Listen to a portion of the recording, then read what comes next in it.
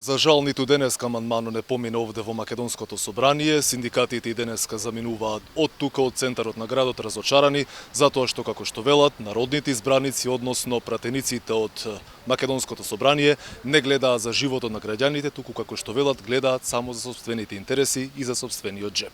Во овие вести разговарам со првиот човек на Сојузот на синдикатите на Македонија, Дарко Димовски. Димовски, добре дојдовте во вестите. Благодарам на вас и на интересот што се кажу имате. Пред малку заврши протестот овде пред собранието. За жал ситуацијата е неблагодарна, не помина амандманот. Да ги кажеме накратко пратениците кои што не го изгласа и што се следните чекори понатаму. Денеска можам да кажам дека пратениците од владеачкото мнозинство испадна ненародни избраници, пратеници кои се бирани од нас работниците и не покажаат доблес за онаа доверба која добија изминатите избори према нас работниците, не го изгласаат тоа покачување од 2806 денара солидарно и линеарно како што баравме тие. И јавно им покажам, никогаш повише пратеници, никогаш повише работнички клас од нас работниците за нив.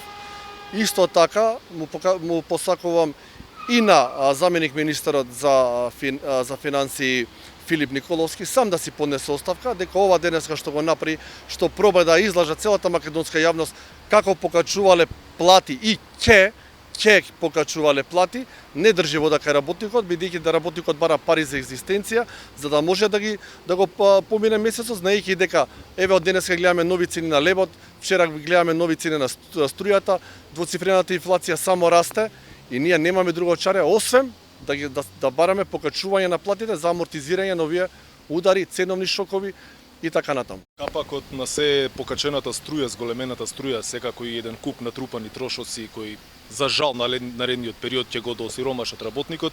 Кои се следните чекори конкретно на синдикатите, затоа што знаеме дека живеачката станува се поскапа, а вие си го барате она што, како што велите, го заслужуваат работниците?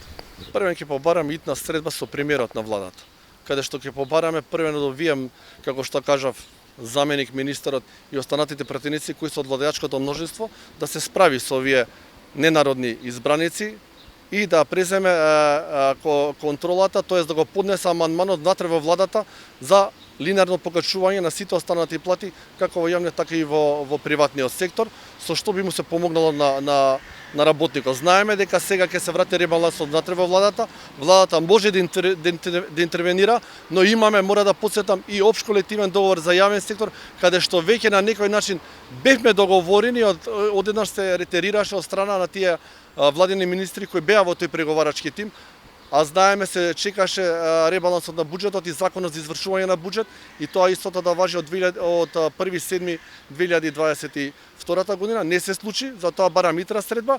Ако не ја добиеме средбата, наше легитимно право како синдикалци да си побареме оставки за сите оние што мислиме, тоа сме уверени дека работат против работникот и не го исполнуваат ветеното. Еве ќе кажам како пример.